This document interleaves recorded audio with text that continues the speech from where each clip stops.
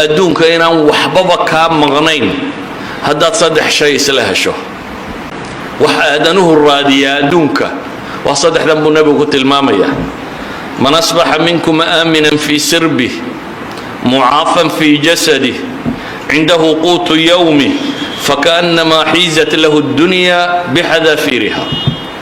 نبي حلي عليه الصلاة والسلام نك وابرسته إسقى معافا آمنا في سربه كوحدي سامه هلكي سامه بلشدي سكون نبض قبا وان عندنا كبغينين نبض قبا معافا في جسدي جدهانا وعافمات قبا عنده قوت يوم ما انتاوح عننا هيسته نك صدح داسي سوق كلانتو إنه تلكي يدتكي سلا جوجا كون نبض قبا وانو قحونتين ميل درنكو اهين اما كيسا كون نبض واين وكون نبض قبا دتكيسا isagoo la jooga aamin fi sirbi waxa kale la yiri jirkiisuna waa caafimaad qabo waa amraad iyo waxa si aanay haynin waxa kale nabigu ku tilmaamay maanta wuxuu cunana haysta adduunku waa in la cuno kama bato saddexdan shay kama bato adduunka waxa bini aadamku raadiya shawgeed nabigu wuxuu ku tilmaamaya kaasi adduunyada ku soo ururtay adduun dhammaantiiba ka uu hayaa buu nabigu tilmaamaya إلهي سبحانه وتعالى مركو قلت شيئا يا قريش إلهي وحلي فليعبدوا رب هذا البيت الذي أطعمهم من جوع وآمنهم من خوف ها عابدان ربي بيت الحرام كله قاتشنا كقودي بقنا كالنبت قليي هدبا أيها الأحبة أمني قاسي قرآنكو كور رميين نبتقل داسي أسباب إيا مقومات بيلين هدو دادكو لي مادنا وصقم أيوه وشير أيوه هدو دادكو لي من وينان لهليني إلا بدا فوضى مدون ودعيه إما إنو فوضى دا ديكتاتر كودعه وعيدكو أمركو تاقليسوت تنتصد عالم الإسلامي وبدن يهي أما إنو حق فوضى دا ودعه سيدا قيبا بدن عالم الإسلام يكتر سنايهين ولبدا الطرف ولبدا عدم الأمنية لبدا خوف يا عدم استقرار يالله نبد يد جناشية لبدا بانو مدنا أولين سوقت با إلهي وحط المامية كو واحد جناشية كان والإيمان بالله الذين آمنوا وتطمئن قلوبهم بذكر الله ألا بذكر الله تطمئن القلوب وكيف أخاف ما أشركتم ولا تخافون أنكم أشركتم بالله ما لم ينزل به عليكم سلطانا فأي الفريقين أحق بالأمن إن كنتم تعلمون الذين آمنوا ولم يلبسوا إيمانهم بظلم أولئك لهم الأمن وهم مهتدون إلهي وحكوت المام يكون نبض هايستا النفتو دا آني ورور دينات قبن هانون سنة جدك صحن قاضي وكو إلهي الربيع سبحانه وتعالى جدكيس هيا هذا إنه إسلام نمدنا نبو قاضنه وحين هلينا أمن نفسية نفهانين إنه حصلونا إنه وحين هلينا أمن صحية قضائية نقالهانين إنه دقنا إنه حصلانه وحين هلينا أمن أخلاقية وحين هلينا أمن فكرية وحين هلينا بناء آدم كون نبض ووبا هي دمان تيدو مالك استبقشا عرضكاقيا مالكاقيا نفتاديا دينكاقو بوا نبت قليا أما هدينو جدك على كوي عنه وقادي وينو لبض الطرف كلاميدو ما ينكو دعينا أما طرف كاف فوضى دينو تاقنانينا أما طرف كاسي ديكتاتور كبينو تاقنانينا لبضان بني آدمكو انت بدن ووكلا طلابا مر هدو حقا قرن وايو أما فوضو كو دعايا ودوخا مركو هدو وريرنا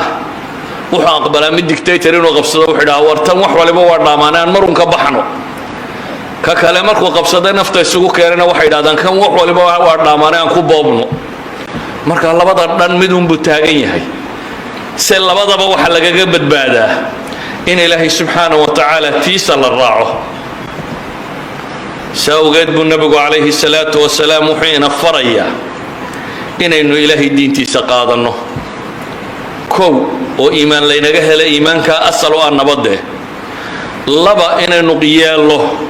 الأمر بالمعروف والنهي عن المنكر حماها نسكربنا حما اسكرب وحويا وحي مصالح ومضوا أنا كتشرين الدنيا آخرتنا إن دتك اللي عليه وحي دتك دون كودي آخرة دبي وتشرتنا إن دتك الله فره سأوجد بنبغى عليه الصلاة والسلام حديثك الصحيح كنت المامية انتو تساحدوا كعيبوا النبي لي هي لا إله إلا الله ويل للعرب من شر قد اقترب عرب هلاك بوسق ناضي بلا يسود واتيب النبي قلت المامي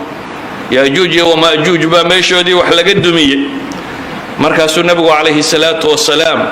إن مشاكل من يفتن يمتحن بوت المام هوانك النبي قمت كمدا وحي كتري أفنهلك وفينا الصالحون وميانا الهلاقية ميانا هلاك سمينا iyadoo dadka saalixiinta ay nagu jiraan dad wanaagsan iyadoo joogan meen halaag sameeyna qala na'am idha kathura al-khabath bu nabigu alayhi salatu wasalam ha haday inta xumay badato haday bulshadu inta xun qaban weydo oo sii deyso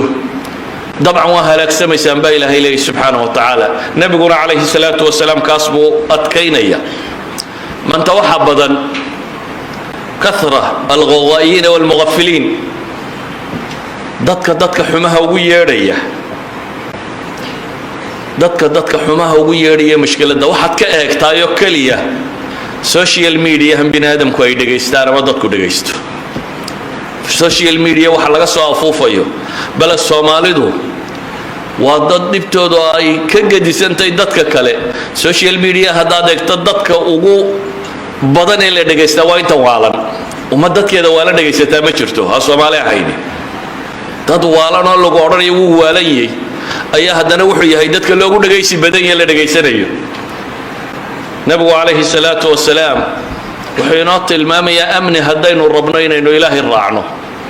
koow inaynu caqiido saliima qabsano xijisano laba inaynu al-amru bil ma'ruf wa nahyu 'anil munkar samayno saddex inaynu nimcadaynu haysano markaasi ku shukri noqono wa ta'adana rabbukum la in shakartum la azidannakum ولئن كفرتم إن عذابي لشديد وضرب الله مثلا قرية كانت آمنة مطمئنة يأتيها رزقها رغدا من كل مكان فكفرت بأنعم الله إلهي وحطوا صالة إنوغو تلمامي مقالا نبات قبتي ودقني وأرزاق دي مالك استوغي منيسي لكن إلهي نمعدي سكو كفر دي فأذاق الله لباس الجوع والخوف وإلهي سبحانه وتعالى ددن سيي هوغا عبسده إيا قاتشده هوغو در ربي ددن سيي ولقد جاءهم رسول منهم فكذبوه فأخذهم العذاب وهم ظالمون أيها الأحبة وحكم ده وحياب بدنا شرع القوينات المامي وهدينو إلهي الدين تيسا سيدنا أقاضنه ووحي شيء سيئ الله وسيدا قرأينو نبتكو هلي كرنو بريا قلبتونا نبت مصوضان شعري يكوى كافوكتونا كو مصوضان دوني دا إن سوق قارية دوني كو سوق قاري سواديك كو ضنين يسامجرو أدنما تهدي المعرورة ووصية وباهنية وعد قعنت قبطة عرورت الله إذا هذا عقل قوضو كما في الله شرع قوحو يري عدي هكا مسؤول نغطو معرور بينونا عدي كمسؤول تيمركا oo umamka caalamka iyo dunida inuu yeedhayna hadaynan qaan gaadhaynin waa lagu gumaysanaya laga mas'uul noqon maayo ilaahay Allah toobad keeno oo dambi dhaaf la weydiisto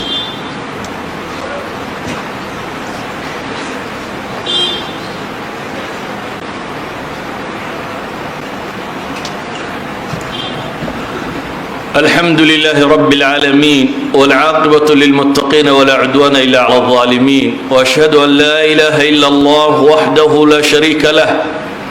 وأشهد أن محمدا عبده ورسوله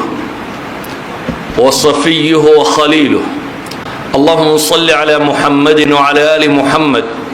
كما صليت على إبراهيم وعلى آل إبراهيم وبارك على محمد وعلى آل محمد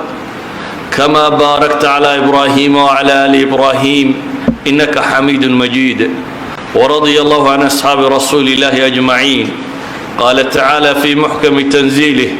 ومن يتق الله يجعل له مخرجا ويرزقه من حيث لا يحتسب ومن يتوكل على الله فهو حسبه إن الله بالغ أمره قد جعل الله لكل شيء قدرا أيها الأحبة waxyaabaha ilaahay qur-aankiisa uu ku tilmaamayo ee deganaanshiyuhu ku yimaado waxaa ka mid ah istiqraarka siyaasiga ah ummadi inay kala dambayso yaa ayuha aladiina aamanuu atiicu allaha wa atiicu rasuula wa uli lamri minkum war inta iimaanka laga helayo alle iyo rasuulkiiba ateeca inta talada idin haysana ateeca bini aadamka tale looma dhiibo haddii aanu taaco yeelanaynin maamul aan taaco lahaynina dunida kama jiro dowladaha reer galbeed waxyaabahay ku guulaysteen waxaa ka mid a waxay aqbaleen maamul kastoo ay samaystaan inay taaco ula yimaadaan hadduu yahay ku dowladeed hadduu yahay ku shirkadeed hadduu yahay ku ka hooseeya hal meela unbay gafeen oo maamulkeeda u diideen inuu madax yeesho meeshaasna way ka burbureen galbeedka meesha qura aan maamul lahayn waa guriga islaantii odaygu waa sibayin midna ka kale ma maamulo guriguna wuu baaba'ay waayo maamul baanu lahayn kala dambayn ma leh nolosha inta kale way garteen inay kala dambayn u yeelaan taasee uma yeelin ilaahay wuxuu inoo tilmaamayaa nolosha oo dham inay kala dambayn yeelato hadday madaxdu qaldanto ama waddada la hayaa aanay sax noqonin ilaahay wuxuu leeyay fain tanaasactum fii shayin farudduuhu ila allahi waarasuul war haddaa murantaanoo wax isku qabataanna isdila lama odhanin ee ilaahay iyo rasuulkiisu waxay idin sheegayaan usoo noqdaa la yidhi kaasi ha noqdo waxa idinkala saara haddaa alle iyo rasuul rumaysantihin idan wuxuu nabigu tilmaamaya calayhi salaatu wasalaam axaadiis tiro badan in waliyul amrigu ama cidda wax maamushaa inay taaco leedahay waxaa kaloo uu tilmaamayaa ammaana inay tahay isna uu ka soo baxo waxaa kaloo nabigu tilmaamayaa cid aan ammaanadaa qaadi karinna inaan loo dhiibin soomaalidu waxay caan ku tahay kay adhiga kala quusataabay geela u dirataa bay idhaahdaan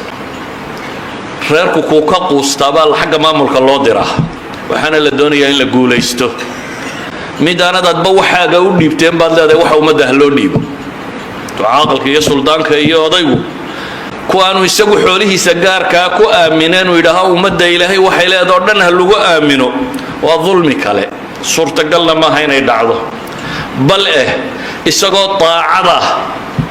oo cibaado badan ayuu hadduu karti daran yahay aan loo dhiibayn ama haddaanu maamulka aqoon nabiyullaahi moxamed calayhi salaatu wasalaam saxaabadiisii rag ka mid ah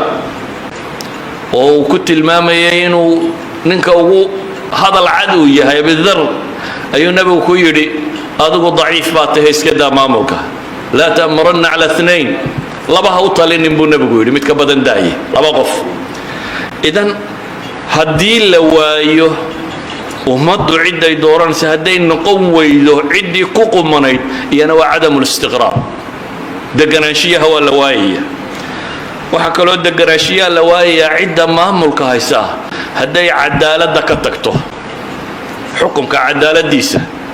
dhaqaalaha cadaaladiisa alcadaala fi tawsiic ummadda inay si siman wax u siiso haddii maalin baynu idhaahna waa maalintayadii oo la yidhaha maalinba reer ha boobo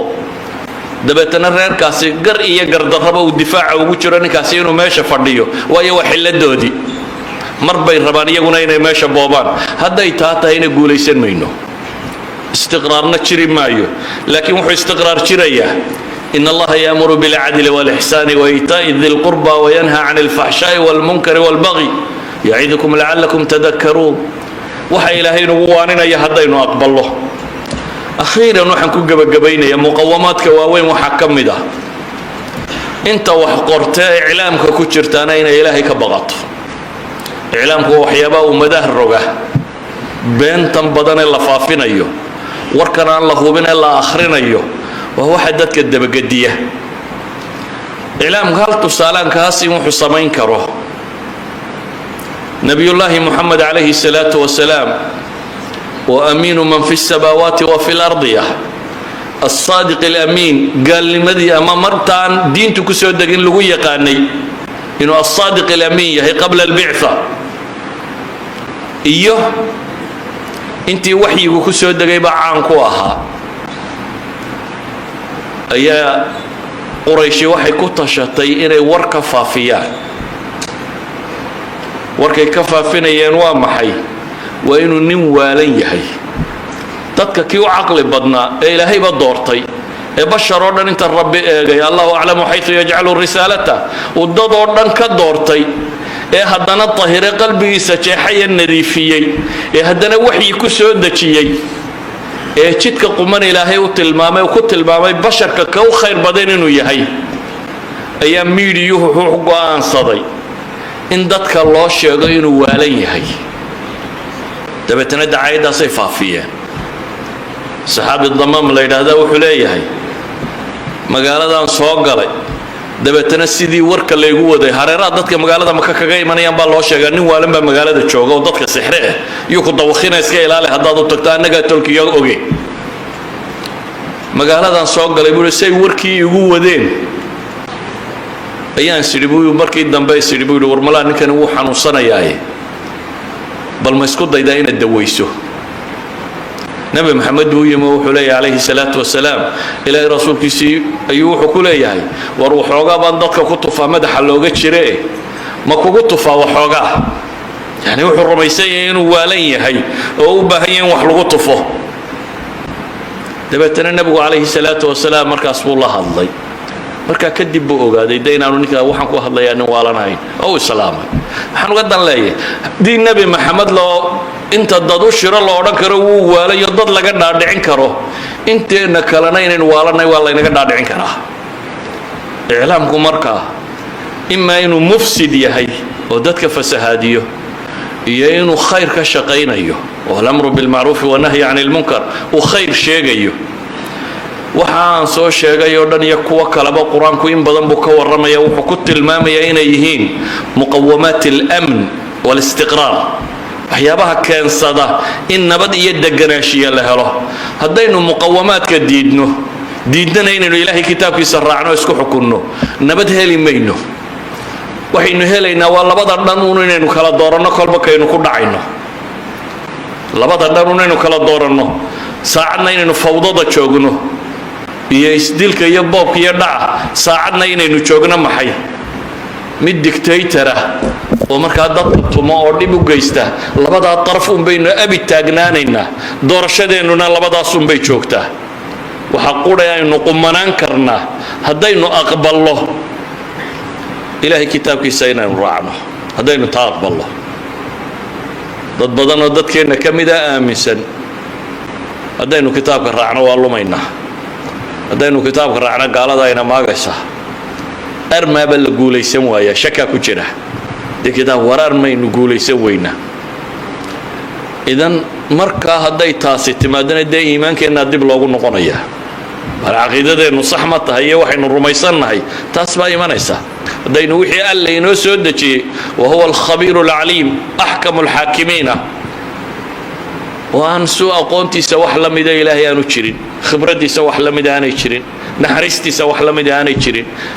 xikmaddiisa wax la mida aanay jirin haddaynu isaga ku kalsoonaan weyno ma waxaynu ku kalsoonaanaynaa afar qof oo intaynu meel u saarra aynu idhaahno waa khubaradii galbeedka ka timi oo waxbay inoo qorayaan iyagaa in hanuuninaya bini aadamka u fiirso rabbu samaawaat ayaa waxaad ka dooranaysaa guddi bini aadama meel la fadhiisiyo la yidhi wax qora mahmaa kaanuu wadaad iyo wamin waxay doonaan ha noqdaan oday iyo suldaan iyo kuu doonaya ha noqdo war ma bini aadam baad ilaahay dhinac dhigaysa aad ka shakisan tahay ka bini aadamku inuu ka fiican yahay ka rabbiga rabbina wuxuu ku leeyahy war kitaab baan kuu soo dejiyey raac rusule hadday idiin timaado oo aayaadkayga ay idiin sheegaan faman ittaqa waaslaxa falaa khawfun calayhim walaa hum yaxzanuun allahuma arina alxaqa xaqa warzuqna itibaaca وارنا الباطل باطلا وارزقنا اجتنابه اللهم اغفر للمسلمين والمسلمات الأحياء منهم والأموات ربنا آتنا في الدنيا حسنة وفي الآخرة حسنة وقنا عذاب النار ربنا لا تزغ قلوبنا بعد إذ هديتنا وهب لنا من لدنك رحمة إنك أنت الوهاب ربنا إننا ظلمنا أنفسنا وإن لم تغفر لنا وترحمنا لنكونن من الخاسرين وأقم الصلاة